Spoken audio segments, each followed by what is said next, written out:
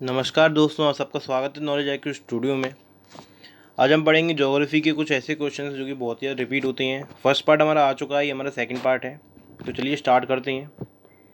तो आज का पहला क्वेश्चन है, railway coaches are manufactured at, मतलब रेलवे कोचेस कहाँ बनाए जाते हैं। तो उसका सही आंसर है हमारा ऑप्शन नंबर सी, पेराम्बर में। अब पेराम्बर कहाँ पड़ता है? पेराम्बर हमारा पड़ता है चेन्नई डिस्ट्रिक्ट में। चेन्नई तो आप सभी लोग जानते होंगे कहाँ पड़ता है, और यानी कि तमिलनाडु हमारे स्टेट में।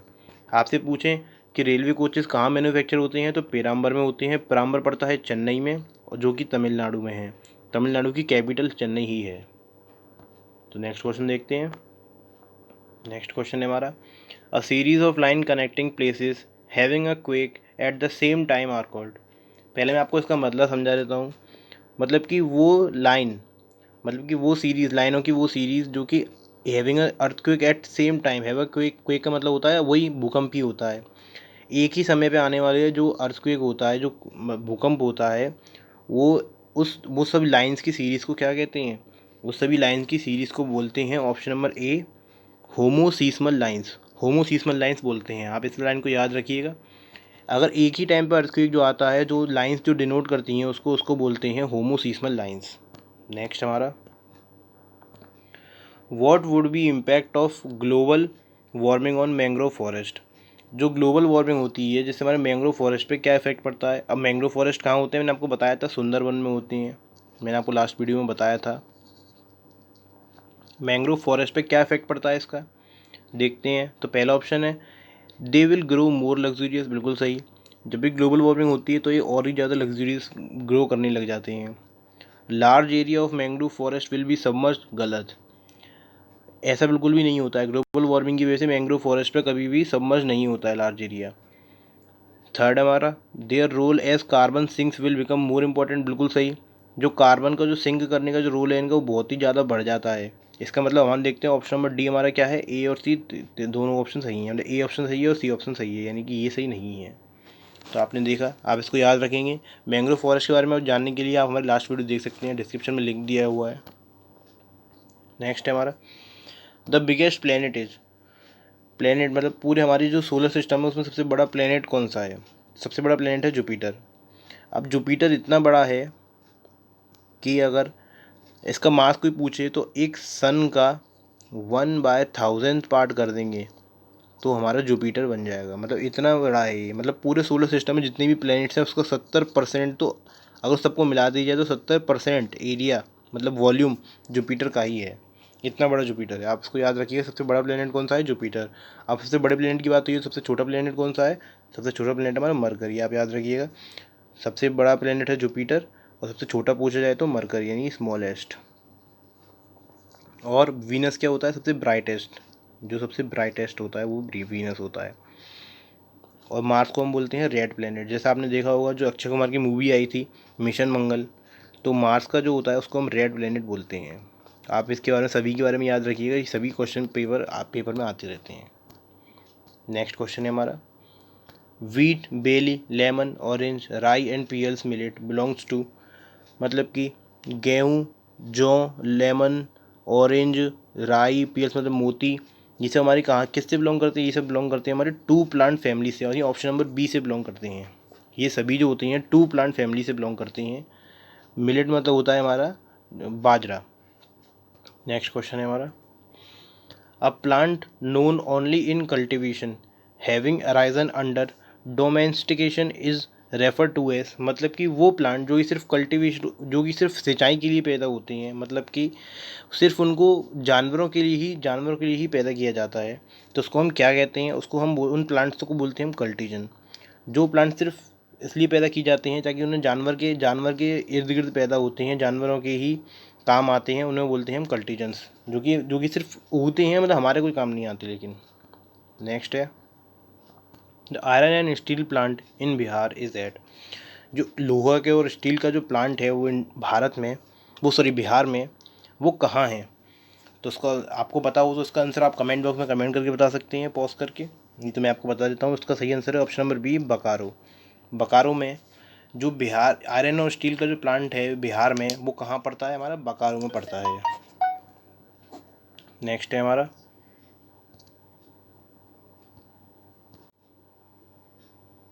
नेक्स्ट है the state which has registered the highest population growth rate according to 2001 census is. 2001 census के अकॉर्डिंग, मतलब ये हमारे प्रीवियस ईयर के क्वेश्चन हैं इसलिए इसमें 2001 का पूछा गया है। अभी जो आएगा 2011 का आएगा। तो state which has registered the highest population growth rate, तो हाईएस्ट पॉपुलेशन ग्रोथ रेट थी ऑप्शन नंबर सी नागालैंड की।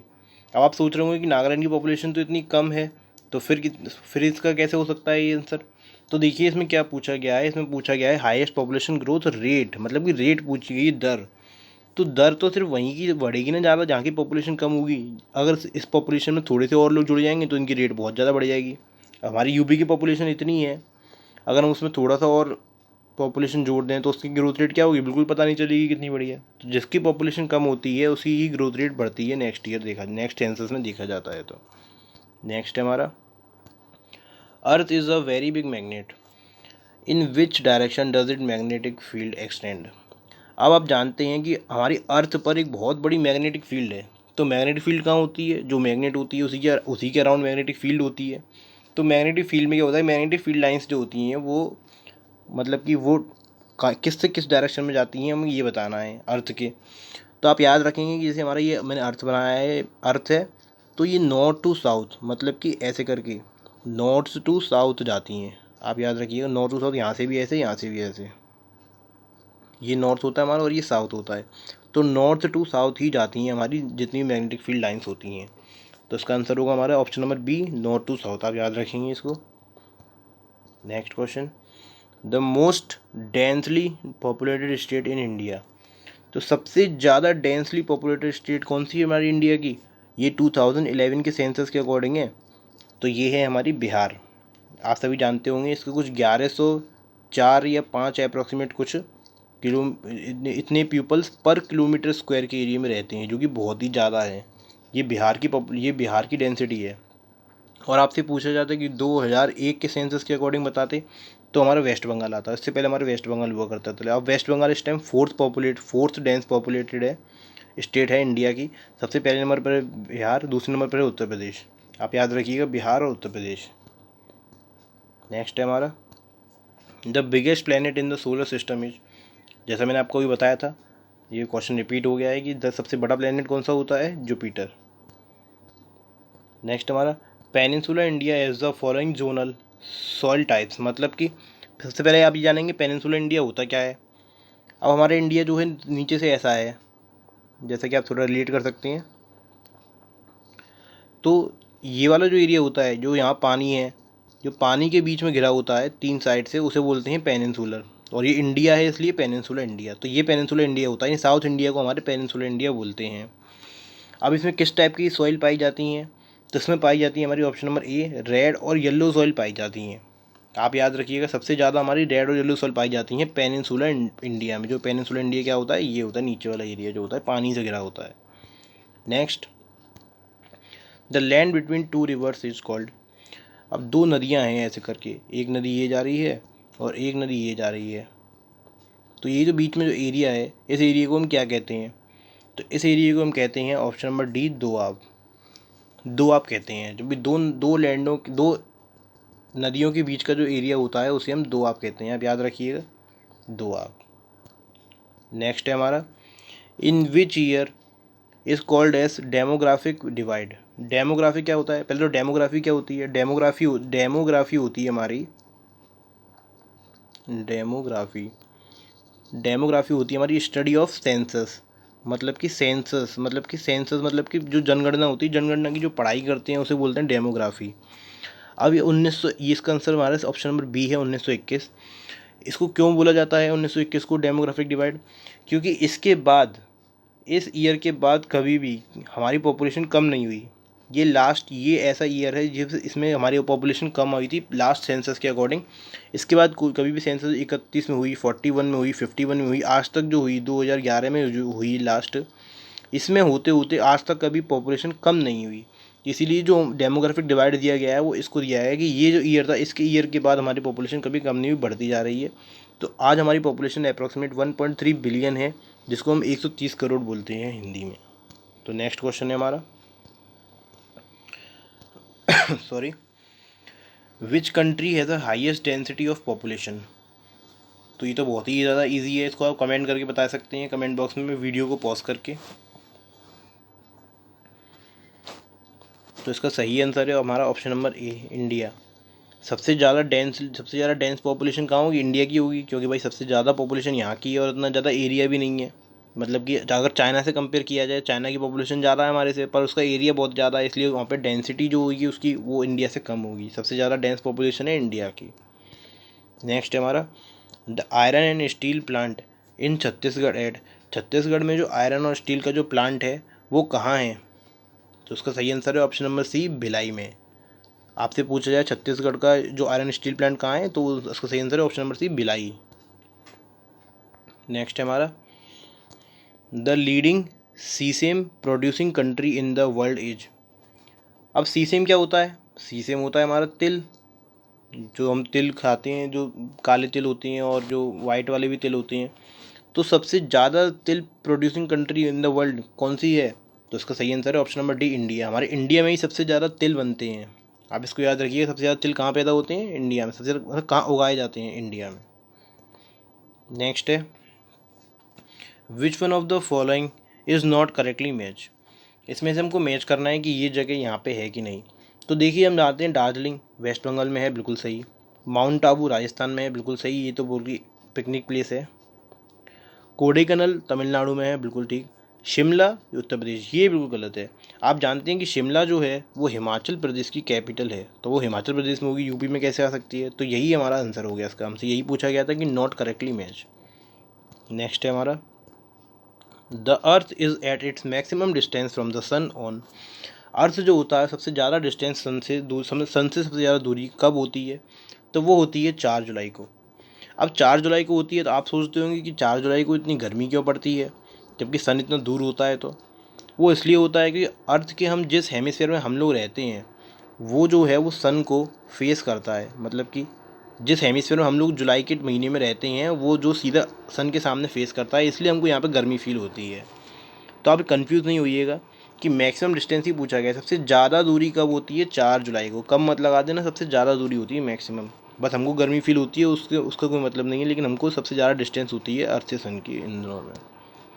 नेक्स्ट है हमारा, consider the following pairs tributary main river. अब हमको रिवर और उसकी ट्रिब्यूटरी के बारे में बताना है। तो देखिए, चंबल नदी, यमुना जी, बिल्कुल सही है। चंबल नदी जो है सबसे बड़ी ट्रिब्यूटरी है यमुना की। और यमुना जी किसकी ट्रिब्यूटरी है सबसे बड़ी? तो गंगा जी की। मतलब कि गंगा जी की सबसे लंबी ट्रिब्यूटरी पूछा जाए तो क्यों कौन है? यमुना। सोन जो है नर्मदा की होती है, बिल्कुल सही है। मानस ब्रह्मपुत्र की होती है, ये भी बिल्कुल सही है। तो हमारा कौन सा वाला ऑप्शन सबसे सही होगा? तो ऑप्शन नंबर ए, 1 2 3। मतलब सभी ऑप्शन हमारे करेक्ट हैं इसमें। तो आप याद रखेंगे, चंबल यमुना की, यमुना गंगा की, सोन नर्मदा की, मानस ब्रह्मपुत्र की। आप ये सब याद रखेंगे। नेक्स्ट है हमारा, अब इसमें हम देखेंगे total population divided by available arable land area is refer to as. अब इसका मतलब क्या है, मैं आपको समझाता हूँ। टोटल पॉपुलेशन को अगर हम डिवाइड करें लैंड एरिया से, मतलब पॉपुलेशन अपॉन एरिया करें, तो हमारा क्या निकल के आएगा? इसमें से आपको बताना है क्या, कौन सी डेंसिटी हमारी निकल के आएगी। तो अब ये आएगी हमारी पॉपुलेशन डेंसिटी। आप याद रखेंगे, क्योंकि पॉपुलेशन को अगर हम एरिया से डिवाइड करेंगे तो हमारा ये पता चल जाएगा कि पर यूनिट एरिया स्क्वायर में कितने लोग रहते हैं। तो इसको हम बोलते हैं पॉपुलेशन डेंसिटी। ठीक है, आप याद रखेंगे ये। नेक्स्ट है, the eastward continuation of the Brazil current is called. जो ब्राज़ील के ईस्ट में जो हवाएं चलती हैं, करंट मतलब हवाएं, तो ब्राज़ील के जो ईस्ट में हवाएं चलती हैं उसे क्या कहते हैं? उसे कहते हैं उसे कहते हैं साउथ अटलांटिक ड्रिफ्ट। जो ब्राज़ील है, जो ब्राज़ील है हमारा, तो ब्राज़ील के जो ईस्ट में जो क्या कहते हैं, ईस्ट में जो पड़ता है उसे बोलते हैं एटलांटिक सागर, एटलांटिक ओशियन। अब एटलांटिक ओशियन चलता है इसलिए उसमें, और वो एटलांटिक ओशियन का साउथ साउथ वाला हिस्सा होता है, इसलिए हम उसको बोलते हैं साउथ अटलांटिक ड्रिफ्ट। नेक्स्ट है हमारा, ice glacier melting is a common phenomena linked to the rise in a sea water level. मतलब कि जो ग्लेशियर की जो ग्लेशियर होते हैं बड़े बड़े, उनकी जो आइस होती है वो मेल्ट होती जा रही है। आप जानते हैं आजकल क्योंकि ग्लोबल वार्मिंग की वजह से गर्मी बढ़ती जा रही है, इसलिए वो मेल्ट होती जा रही हैं, जिसकी वजह से क्या होता है, सी में जो वाटर लेवल होता है वो बढ़ता जा रहा है, क्योंकि वो मेल्ट होके सी में जाके मिलता है। अब वो बढ़ता जा रहा है, हमसे पूछा गया क्वेश्चन में, तो ग्लेशियर आर पीरियडोमेंटिकली प्रेजेंट इन, मतलब कि वो ग्लेशियर जो है कहाँ पर प्रेजेंट है, तो उसका सही आंसर है हमारा ऑप्शन नंबर बी, एंटार्क्टिका में। एंटार्क्टिका में पूरे ग्लेशियर ही ग्लेशियर हैं, जो कि अब पिघलते जा रहे हैं, पिघलते जा रहे हैं ग्लोबल वार्मिंग की वजह से, जिसकी वजह से लेवल जो है, वाटर लेवल जो है वो बढ़ता जा रहा है, बढ़ता जा रहा है। तो ये पूछा जाए कहाँ पर है, तो वो है एंटार्क्टिका में। आप कंफ्यूज नहीं होंगे आर्कटिक और एंटार्क्टिक में, एंटार्क्टिका इसका आंसर है, एंटार्क्टिका पे याद रखेंगे। नेक्स्ट क्वेश्चन हमारा, which hill station is called as the queen of Satpuras, तो इसमें से कौन सा हिल स्टेशन है जो कि इसको क्वीन ऑफ सतपुरा बोलते हैं, तो इसको बोलते हैं पंचमरी को। अब पंचमरी पड़ता कहाँ है हमारा, पंचमरी पड़ता है हमारा मध्य प्रदेश में। आप याद रखेंगे, बहुत ही सुंदर ब्यूटीफुल वो है, ये हिल स्टेशन है। हिल स्टेशन आप उसको याद रखेंगे कि क्वीन ऑफ सतपुरा किसे बोलते हैं, पंचमरी को। पंचमरी कहाँ, मध्य प्रदेश में, queen of Satpura. Next question हमारा, ये हमारा आज का लास्ट क्वेश्चन है, which national highway connects Delhi and Kolkata via Mathura and Varanasi, Delhi और कोलकाता को जोड़ने वाला जो हाईवे है, जो मथुरा और वाराणसी से होते हुए जाता है, आगरा से होते हुए भी जाता है, तो उसको क्या कहते हैं, उसको बोलते हैं NH2, या उसको आप GT रोड भी बोल सकते हैं। GT रोड जो है वो उससे भी आगे तक जाती है, बट नेशनल हाईवे हमारा यहीं तक जाता है, दिल्ली से वाराणसी, मतलब और भी आगे जाता है, लेकिन हमको पूछा गया दिल्ली टू कोलकाता को जोड़ने वाला जो हाईवे होता है, उस हाईवे का नाम पूछा जाए तो आपका आंसर होगा NH2। बिल्कुल आप कंफ्यूज नहीं होंगे, GT रोड नहीं लगा के आएंगे, NH2 लगा के आएंगे, और GT रोड ऑप्शन में होगा नहीं। अगर ये दोनों ऑप्शन में होते हैं तो फिर आप फिर भी इसको ही प्रेफरेंस देंगे, वैसे ही क्वेश्चन गलत हो जाएगा अगर दोनों ऑप्शन में होंगे तो आज के लिए इतना ही करते हैं। आपको वीडियो अच्छी लगी तो प्लीज़ लाइक कीजिएगा, चैनल को सब्सक्राइब कर दीजिएगा, और बेल आइकन को प्रेस करना ना भूलें हमारी आने वाली वीडियो की नोटिफिकेशन पाने के लिए। Thank you.